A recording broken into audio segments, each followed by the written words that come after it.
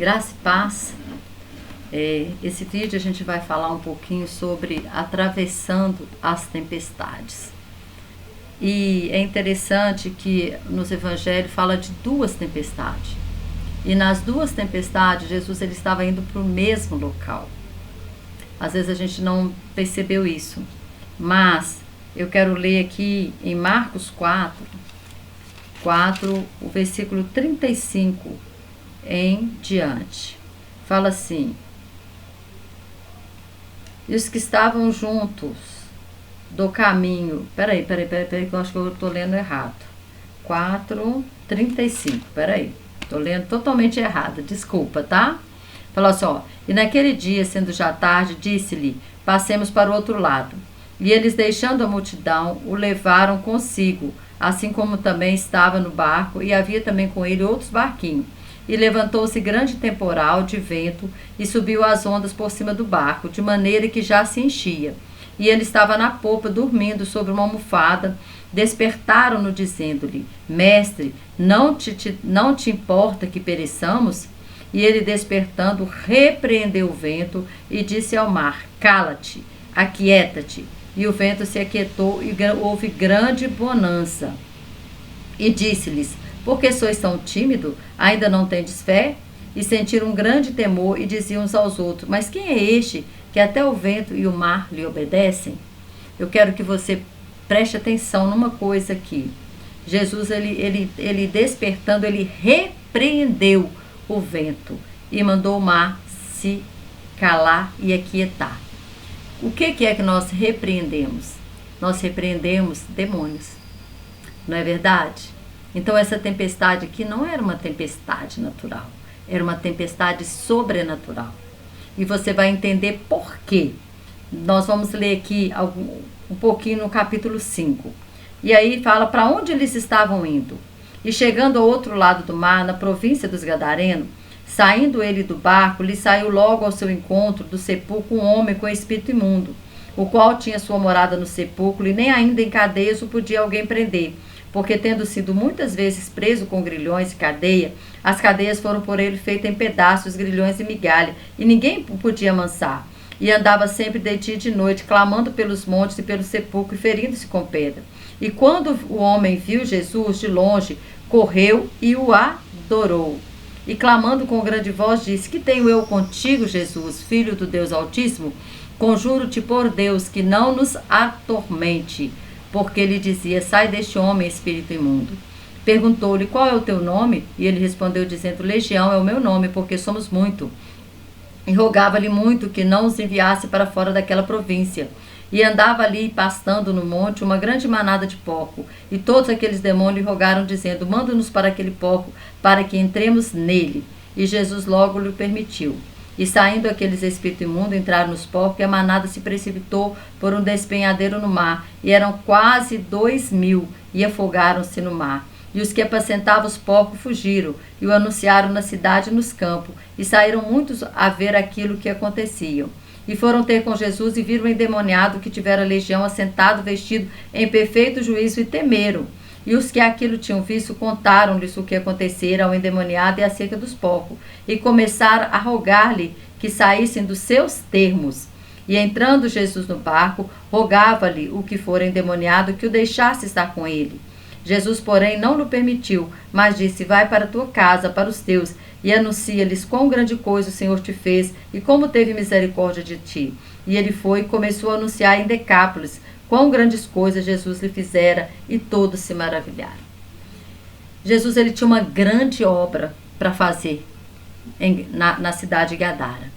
Gadara era uma cidade que não era uma cidade judia.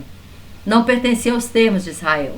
Apesar, né, de estar ali no território, eram cidades, né? Ela pertencia a 10 cidades, que é chamada de Decápolis, porque eram 10 cidades, e essas cidades eram cidades greco-romanas.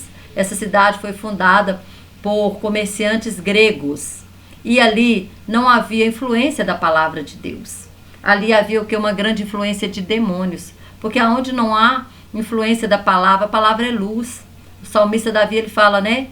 Lâmpada para os meus pés e luz para o meu caminho é a tua palavra. Aonde não há luz, existe o quê? Trevas. Aonde a luz ela não existe, as trevas elas vão tomando espaço. E ali então havia uma influência muito grande de demônios. E quando eles estão para chegar, para chegar nesse território, levanta-se aquele grande vento, aqueles ventos ali que começa a agitar o mar. O mar, né, da Galileia, na verdade não é um mar, era um grande lago. Mas os discípulos, eles eram pescadores, eles eram homens experimentados na pesca, eram homens que deviam pescar desde a sua infância. Certamente aprenderam aquele ofício com seus pais. Então eles já deviam ter passado vários tipos de experiência no mar. E aquela tempestade fizeram com que eles tivessem muito medo. Eles sentiram um grande temor, medo mesmo, até de morrer, eles que eram experientes. E aí eles despertaram Jesus. E Jesus fala assim, né? Por que sois ainda tão tímidos? Ou seja, por que vocês não sabem discernir o que é natural do sobrenatural? Porque não era uma tempestade natural, não era um vento natural. Era a influência já desses demônios, desses espíritos malignos que não queria abrir mão daquele território, que não queria, eles sabiam que Jesus estava indo para ali. Eles sabiam que Jesus ia chegar. E aonde Jesus chega, o mal tem que sair. Então, às vezes, o mal não quer sair.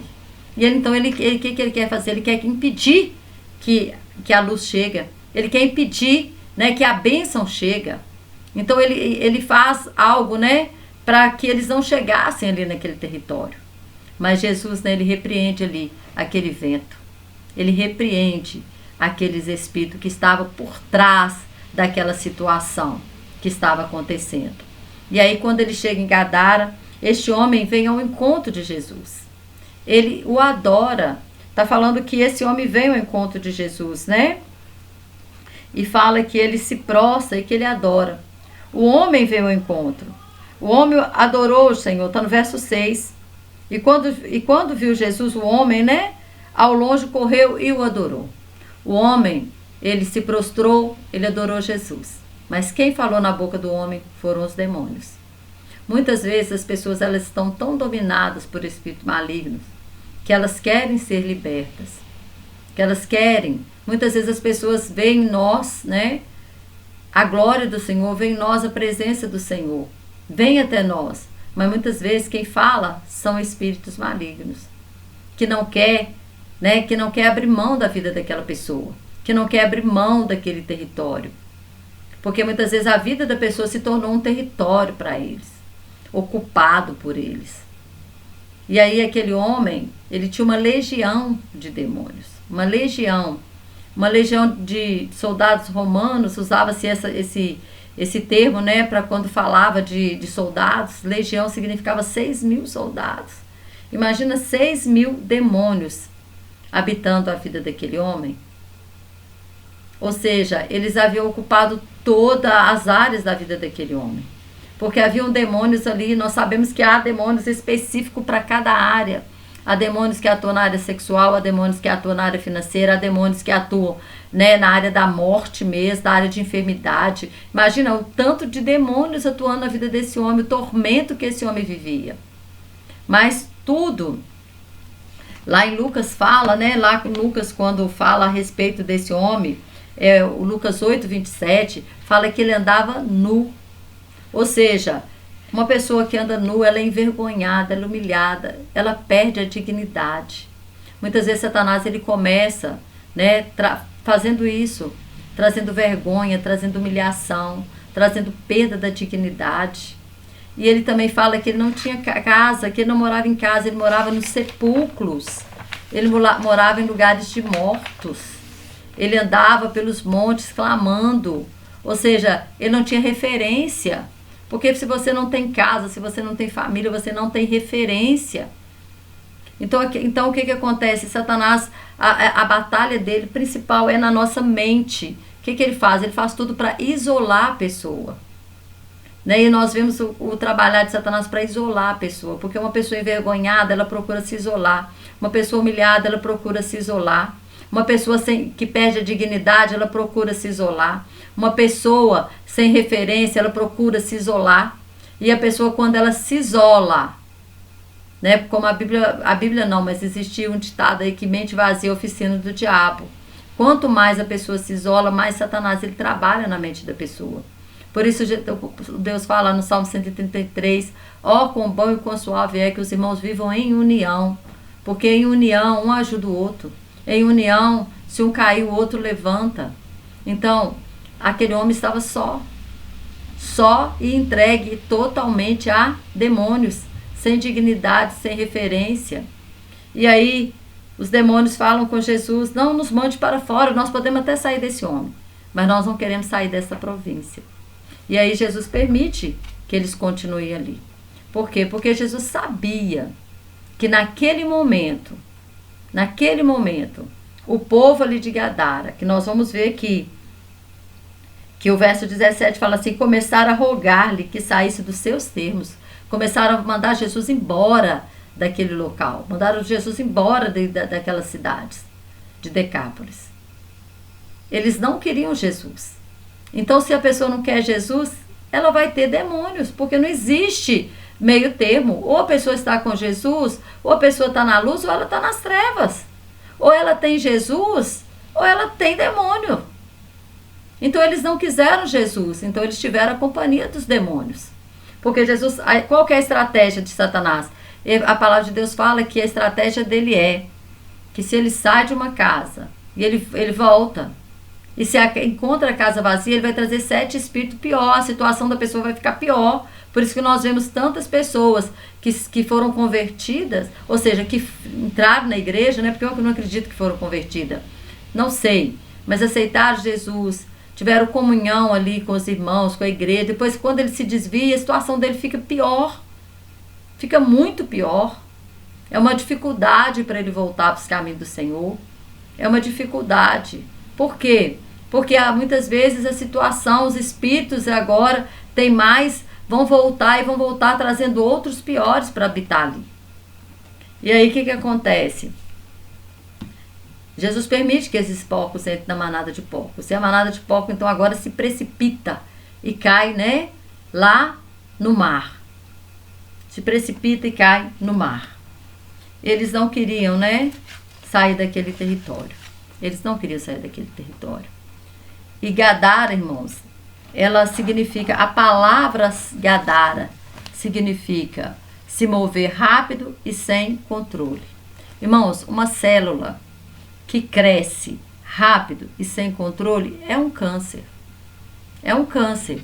Gadara era uma cidade que o nome significa isso, mover rápido e sem controle. Nós vemos o que? Um vento rápido e sem controle, quando eles estão atravessando o mar. Nós vimos um homem movendo também, porque fala que ele andava pelos montes, pelos sepulcros, ele se movendo, sem controle. Nós vimos quando os demônios entram na manada de porcos, o que acontece? Eles se movem sem controle, rápido e sem controle, e se afogam. Então era um lugar que era controlado. Não havia controle. Por quê? Porque nós temos que ter domínio próprio.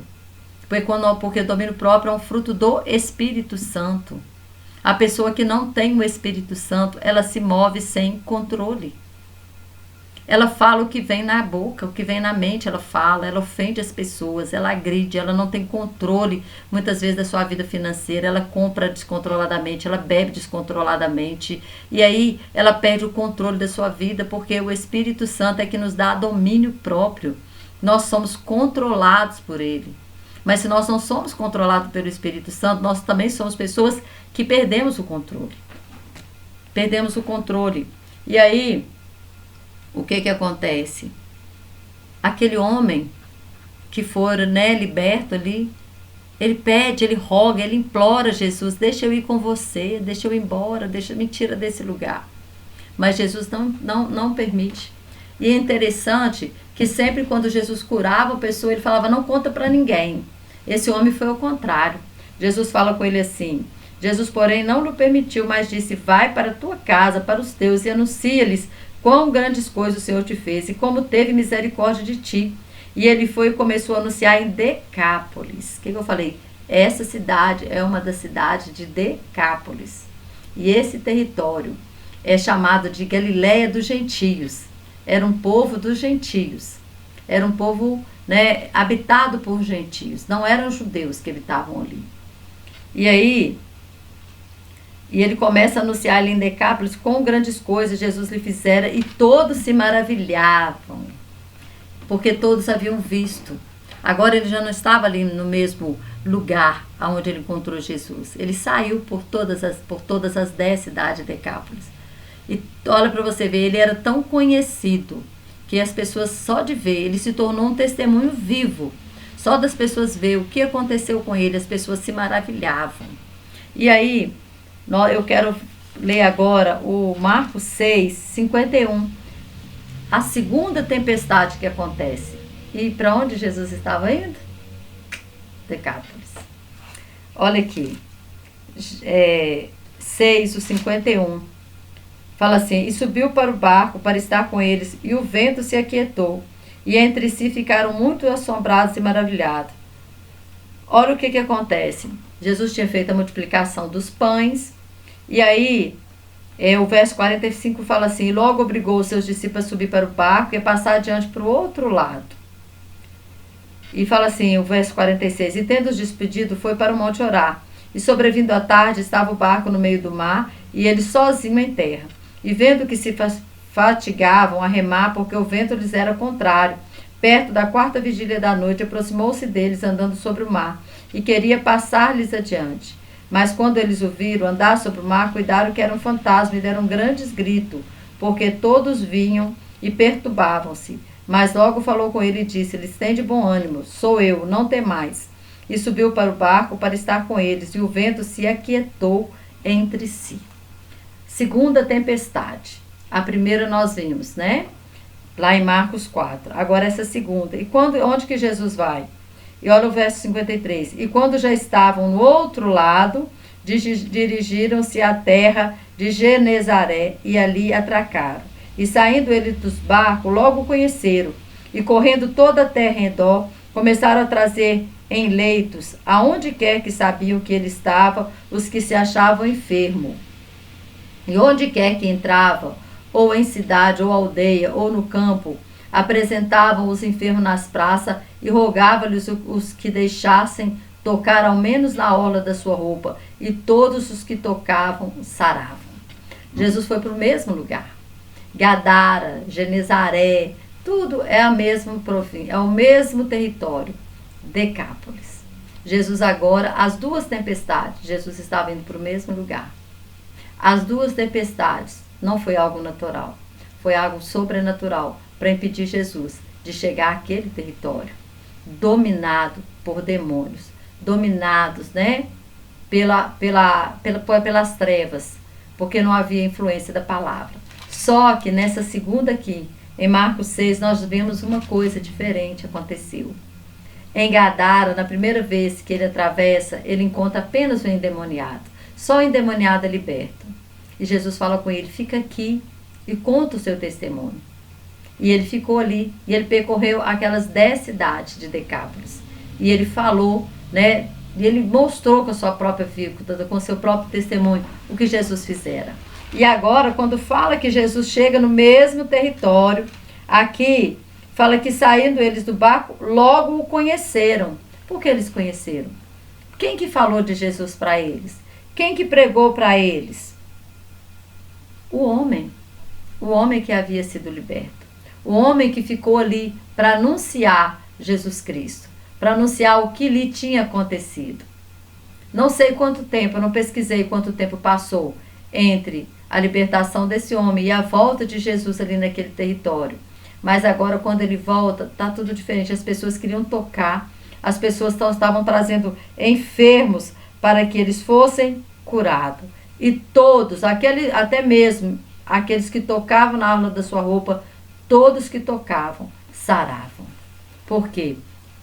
Porque o endemoniado, que nem fala o nome dele, nem cita, né, o nome dele, ele se torna agora um pregador da palavra. Ele anuncia Jesus Cristo. Ele começa a ser aquela luzinha ali no meio das trevas, daquele território dominado. Ele começa a iluminar ali Irmãos, até uma lamparina, ela faz muita diferença em meio às trevas. Ainda que a luz seja pouca, em meio a muitas trevas, ela faz muita diferença. E esse homem, o testemunho desse homem, fez toda a diferença naquele território. E agora, eles reconheceram Jesus. E eles agora, né, eles aceitam Jesus no seu território. E Jesus então começa a fazer maravilhas no meio deles, a curar os enfermos. Então que nós possamos ser, né, entender que, primeira coisa, quando nós estamos atravessando, nós precisamos atravessar. Nós precisamos chegar no destino que Deus tem para nós. Às vezes o destino é uma pessoa, o destino pode ser um local, o destino pode ser, né, a nossa salvação mesmo, a Nova Jerusalém que Deus preparou para nós. Esse é o destino de todos nós. Mas enquanto estamos aqui nessa terra, Deus ele vai nos levar para destinos que às vezes é uma pessoa. Jesus foi a primeira vez para libertar uma pessoa. Eles atravessaram a noite inteira o mar. Eles passaram por uma tempestade para libertar uma pessoa.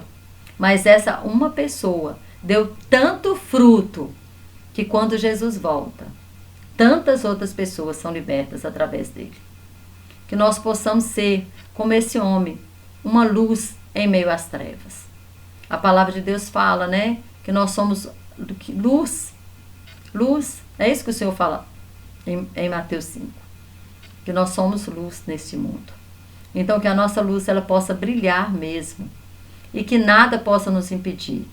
Às vezes você desiste no primeiro obstáculo. Começa a tempestade se levantar e você diz, isso não é de Deus não. Eu não vou não. Talvez é hora de você repreender. Talvez é hora de você orar e Deus vai te dar o discernimento do que está acontecendo. Nós precisamos de discernimento espiritual para atravessar as tempestades. Nós precisamos de discernimento espiritual para saber se é a pessoa que está falando, se é os demônios que estão falando. Nós precisamos de discernimento espiritual. E só há discernimento espiritual quem tem intimidade com a palavra. Só tem discernimento espiritual quem tem intimidade com a palavra. Por quê? Porque Jesus é a palavra. Ele é o verbo vivo. Porque a palavra é luz. Ela ilumina, ela traz luz, ela joga luz em meio às trevas. Talvez você está tendo dificuldade de discernir alguma coisa. A palavra, ela vai trazer luz e você vai entender, você vai discernir se é demônio, se é a pessoa, se a situação é natural ou é sobrenatural. Espero, né, ter te ajudado com esse vídeo, né, sempre tentando trazer algo novo para você, para aguçar, né, o seu entendimento, o seu interesse pela palavra e que o Senhor, né, continue te abençoando poderosamente em nome de Jesus. Se você gostou, compartilhe o vídeo, né? Deixe o seu like para abençoar, para o YouTube entender que é relevante o assunto e também, né, divulgar para outras pessoas. Ok? Que Deus continue te abençoando poderosamente, em nome de Jesus.